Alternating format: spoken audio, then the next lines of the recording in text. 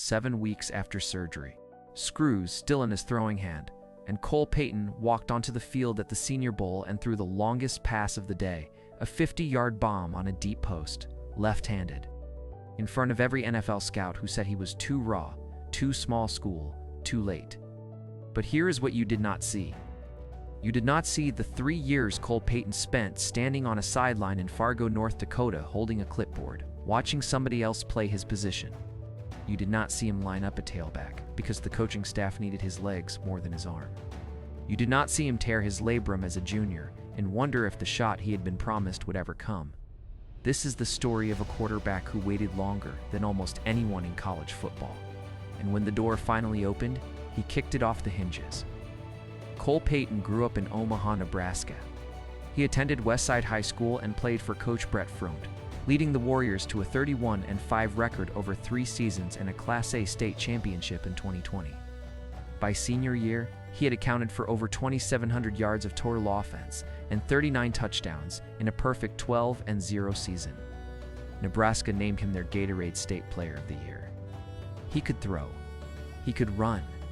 He also pitched on the baseball team and was good enough to receive a scholarship offer from the University of Nebraska at Omaha to play baseball.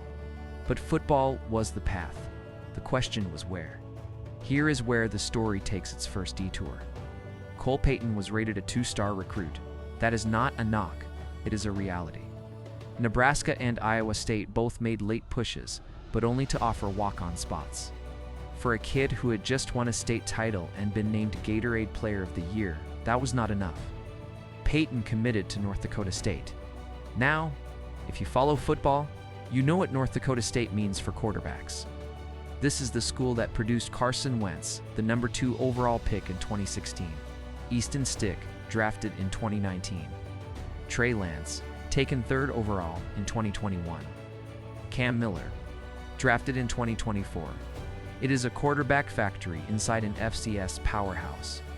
Payton has said publicly that he believed 1 year of starting at North Dakota State would carry more weight than multiple seasons elsewhere. That is a bold bet for an 18-year-old. But it also meant accepting what came with it, years of waiting. He redshirted as a true freshman in 2021, playing in only 3 games. As a redshirt sophomore in 2023, the Bison coaching staff found a way to use his athleticism. They deployed him as a designed runner, a change-of-pace weapon in short yardage and goal line packages. Payton rushed for 615 yards and 13 touchdowns on 84 carries that season, including back-to-back 100-yard games to open the year against Eastern Washington and Maine. Think about that. He was the backup quarterback, and he led the team in rushing touchdowns. But he was still the backup. Cam Miller was the starter. Miller was the starter. Miller was the steady hand who brought home 2 national championships. Payton watched, learned, and ran the ball when they called his number. Then came 2024, his redshirt junior season. Miller was still the guy. Payton played in the first 8 games again as a backup, and even started 1 game at tailback against Tennessee State. He ripped off a 73-yard touchdown run against Illinois State. He completed 10 of 16 passes for 123 yards and 2 touchdowns. Things were trending the right direction. And then the worst possible thing happened. On October 19th, in a home game against South Dakota State, Payton tore his labrum, not his throwing shoulder, his right shoulder. But it was enough to end his season. 8 games played, 8 games missed, another year gone. So when Cam Miller graduated and the starting job finally opened for 2025, Cole Payton was not just a guy stepping into a role. He was a 22-year-old redshirt senior who had torn a labrum, spent years on the scout team, and carried the ball more than he had thrown it. Plenty of people around the Missouri Valley Football Conference had questions. Was he really a quarterback? Or was he an athlete who happened to play the position? The answer came fast. Payton led North Dakota State to a 12-1 record and an undefeated 8-0 conference season. He completed 72% of his passes for 2,719 yards, 16 touchdowns, and just 4 interceptions. He rushed for 777 yards and 13 more touchdowns on 136 carries. He set the North Dakota State single-season record for pass efficiency at 193.8. He set the single-season record for yards per attempt at 12.1. He set the record for total offense per play at 9.71 yards. 3 of the top 6 individual offensive performances in school history now belong to him. The signature game came on October 25th on the road at number 2 ranked South Dakota State. That is the Dakota Marker game. The biggest rivalry in FCS football. Payton rushed for 4 touchdowns and led the Bison to an upset victory that gave North Dakota State the conference title for a second straight season. He was not a running back who could throw. He was a quarterback who could also run through you. By November, the national awards started rolling in. Stats Perform named him a first-team FCS All-American. FCS Forbes named him a first-team FCS All-American. FCS Football Central did the same. The Associated Press gave him second-team All-American honors. He finished 3rd in voting for the Walter Payton Award, the Heisman Trophy equivalent for the football championship subdivision. He graduated from North Dakota State with a master's degree in sport management. He left as the program's career record holder in completion percentage at 7.2 set, pass efficiency at 185.5, and yards per pass attempt at 11.3. One season. That is all it took. But the football gods were not done testing him. In the second round of the FCS playoffs, North Dakota State faced Illinois State in what became a classic. With under 2 minutes left, and the Bison trailing, an Illinois State defender stripped the ball during a pass attempt. Payton dove into the pile to recover the fumble and broke his left thumb, his throwing thumb. Illinois State recovered, scored the game-winning touchdown, and added a 2-point conversion to win 29-28. The Bison's 16-game winning streak was over, and Cole Payton's season ended with screws being placed in his hand. For most players, that is where the pre-draft process pauses. You sit out the All-Star games, you rehab, and you hope teams remember what you did in the regular season. Cole Payton showed up in Mobile, Alabama for the Senior Bowl. 2 weeks after the surgery, the swelling had gone down. He began throwing again in Southern California and felt the ball coming out clean. By the time Senior Bowl practices opened on January 27th at Hancock Whitney Stadium, Payton was not just participating, he was competing. ESPN draft analyst Jordan Reed named him the best quarterback performer after the first day of practice. Matt Miller of ESPN called him the most consistently accurate passer in the session, noting that Payton put the ball on receivers, despite limited chemistry with guys he had known for 48 hours. On game day, January 31st, he completed 5 of 10 passes for 72 yards and added 22 rushing yards, including a 19-yard scramble. He was named the National Team Player of the Game. 7 weeks after thumb surgery. Left-handed. Against the best senior talent in the country, NFL reporter Tom Pelissero of NFL Network tweeted the story out, and suddenly Cole Payton was on everyone's radar. Then came the NFL Scouting Combine in Indianapolis at the end of February. And Payton did something historic.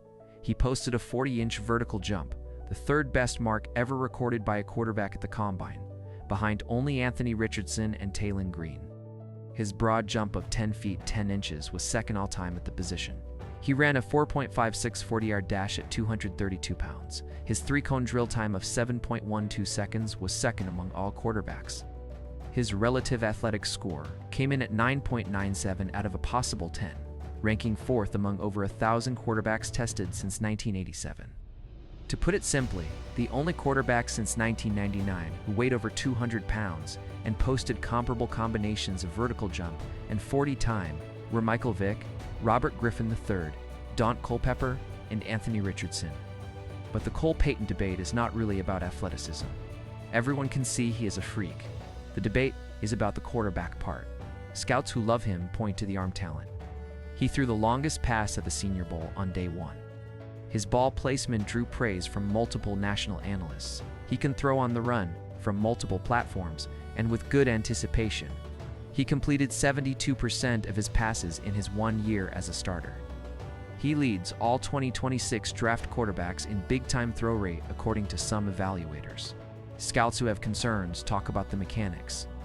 His left-handed release has been described as loopy, a shot-put-style motion with inconsistent lower body involvement. He tends to be arm-dominant, which can rob velocity on short and intermediate throws. He has a tendency to stare down targets, and the sample size is brutally small. just 231 pass attempts as a starter, and just over 300 career dropbacks total. He has never faced a power forward defense. The one-year starter label cuts both ways. On one hand, he maximized his opportunity and broke records. On the other, there is no second year of tape to confirm the first was not an outlier. On March 19th, Payton returned to Fargo for his pro day at the Nodak Insurance Football Performance Complex. 28 NFL teams sent representatives. He completed 52 of 54 throws. His quarterback coach, Jake Heaps, told reporters that the NFL knows about Cole Payton and not to be surprised if he is selected on day 2 of the draft. As of this recording, projections for Payton range widely. Some evaluators, including Todd McShay of The Ringer, have called him the third best quarterback in the class and a likely day 2 pick. Others see him as a day 3 selection in the 4th through 7th rounds. Mock Draft Database's average big board position has him around 145th overall, which would place him in the 5th round. Some NFL teams reportedly view his development through a 2-phase lens. Phase 1, use his athleticism in short yardage and goal line packages, similar to how Taysom Hill carved out a role in New Orleans.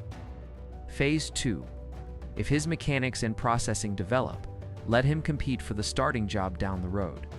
But that comparison frustrates the people who believe in his ceiling. They do not see Taysom Hill. They see a raw 6'3", 232-pound left-handed quarterback with a 10 out of 10 athletic score, who completed 72% of his passes and won 12 games in his only year as a starter. The 2026 NFL Draft is in Pittsburgh. Cole Payton will be watching, waiting, and hoping to hear his name. If he does, he would become the 5th North Dakota State quarterback drafted since 2016. If he does not, he will sign as a priority free agent and try to make a roster the hard way. Either path means the same thing. He will be the underdog again. And if there is one thing this story tells us, it is that Cole Payton has been an underdog his entire life, and the results speak for themselves. From a 2-star recruit in Omaha to Gatorade Player of the Year. From clipboard holder to FCS All-American. From a broken thumb to Senior Bowl Player of the Game. From the scout team to NFL Combine history. The road to the NFL does not always run through the SEC or the Big Ten. Sometimes it runs through Fargo, through 4 years of patience, and through a kid who was willing to bet on himself when nobody else would. If you want to follow Cole Payton's draft journey, subscribe and hit the bell so you do not miss a thing.